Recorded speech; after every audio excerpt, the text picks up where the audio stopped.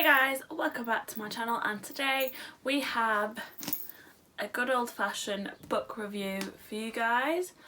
As you can see, I'm holding up Red Squads of Magic by Cassandra Clare and Wesley Chu, I think that's how I pronounce it. I'm very sorry if it's wrong.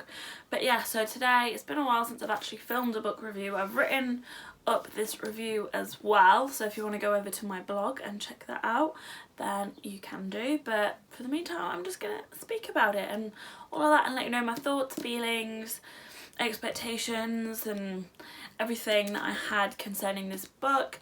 There may or may not be a few spoilers in the review, I'm not actually quite sure yet, but if there are, I'll put a little warning maybe before said spoiler is about to happen, just so you're aware, and maybe I'll try and let you know when the spoiler then ends. But yeah, so if you'd like to know what I thought about this novel, then please just keep on watching. Getting on with the review. First off, I want to say, like with any, might want to put that one down for a minute. There we go. So like with any of these books that Cassandra Clare has written, you can literally read them in any order. I think the first of publication was The Infernal Devices, and then it was definitely The One Instrument, and then it went to The Dark Artifices, and then all the extras and whatnot. But you can genuinely read them in any order. You don't have to read them in order of publication or order of set date or whatever. So obviously these are written in the Victorian type era. You don't have to actually read them first. You can read these ones which were set in, like, I want to say 2012 or something like that, and then these ones are a little bit more recent. But yeah, actually have to read this one like at the end of all the others, because the way that she's written it means that she foregrounds a lot of information and a lot of background content and context about the character situation first off, before you, like, so you know what's going on, so you know that it's kind of post-doc war and what Magnus and Alex's situation is. I did say Alec, not Alex, just sound like it, but what their situation is, how they kind of met in a way.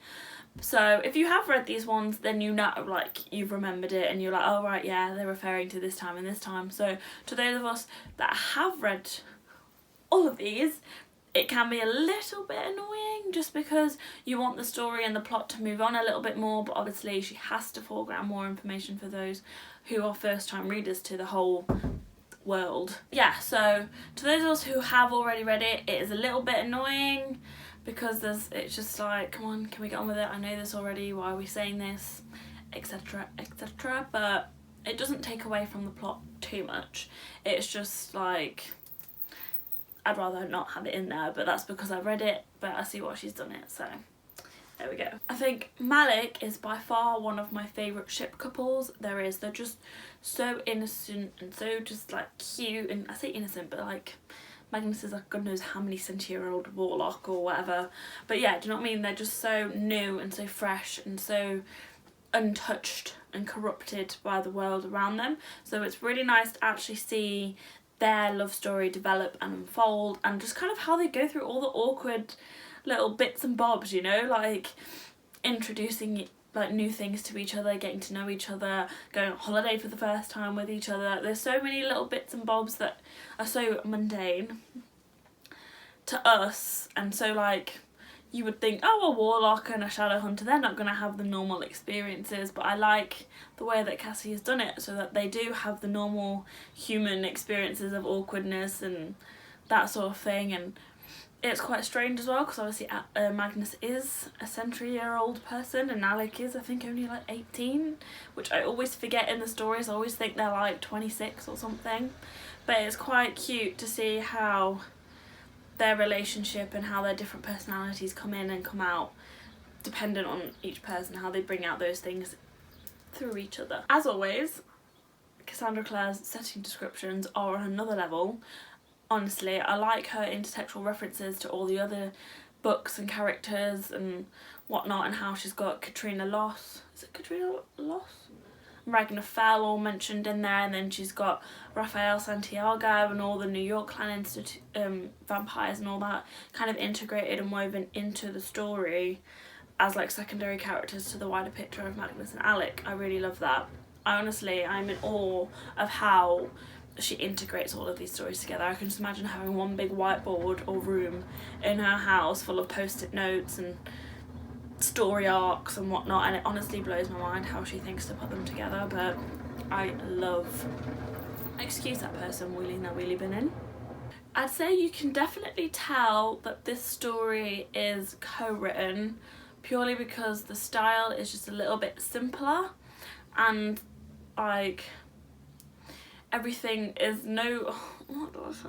Yeah, it's just the whole story just feels quite simple. Obviously there's the big twist and revelations about the leader of the Crimson Hand and all that sort of stuff that you really don't expect, to be honest. I mean, I didn't anyway, but I just think the actual style and descriptors that are used are just a lot more simpler than what you would have used in all these previous books here, which I'm kind of a bit like, oh, really? Like, I wanted something I could really sink my teeth into and just kind of get lost in, but I was kind of a little bit more surface level with this one, which kind of disappointed me a little bit, but it's nice to have something that's basically like an easy read, so I wasn't that mad at that. But you can definitely tell that the writing style has changed from the ones at her own authored book. I'm a little bit confused as to where the story is going to go in the next few books or next book, because I think the next book is called The Lost Book of the White,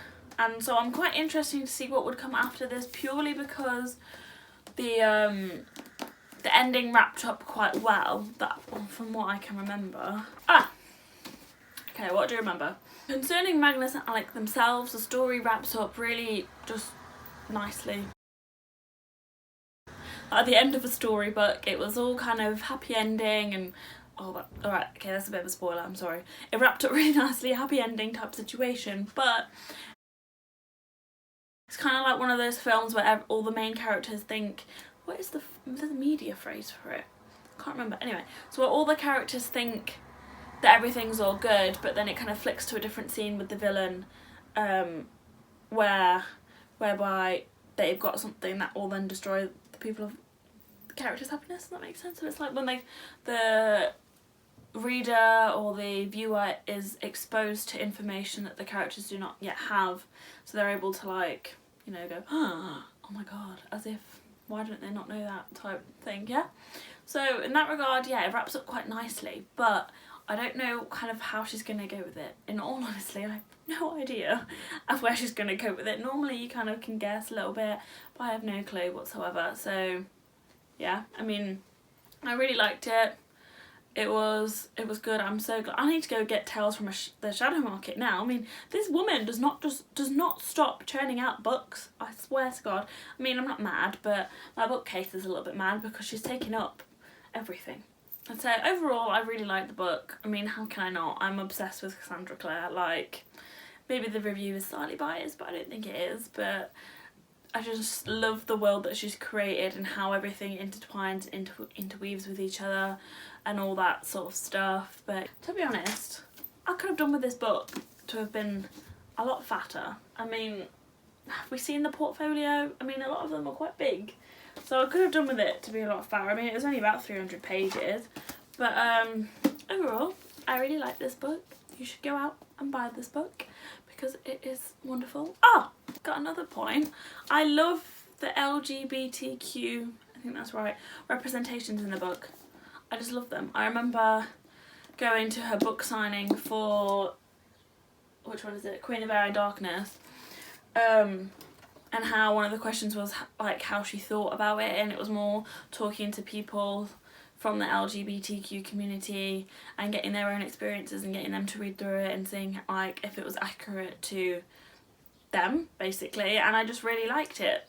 I really liked kind of how it wasn't made any different to how Clary and Jace would be described or how Isabel and Simon would be described. I just liked how kind of simple, straightforward and just normal it was. Yeah, I said I'd give it a 4 out of 5 purely because of like the added details that I felt were unnecessary, but I can see why she did it and how the writing style was a little bit simpler. So that was my review for the Red Scrolls of Magic by Cassandra Clare and Wesley Chu. I hope you enjoyed this video. Let me know if you want any more book reviews. I'm currently reading Defy Me and I'm hoping to get a review for that up soon as well. I really like it at the moment, really like it, but yeah. That's it for today's video. I hope you like it. Don't forget to like and subscribe, all that good stuff down below, and I'll see you in the next one. Bye!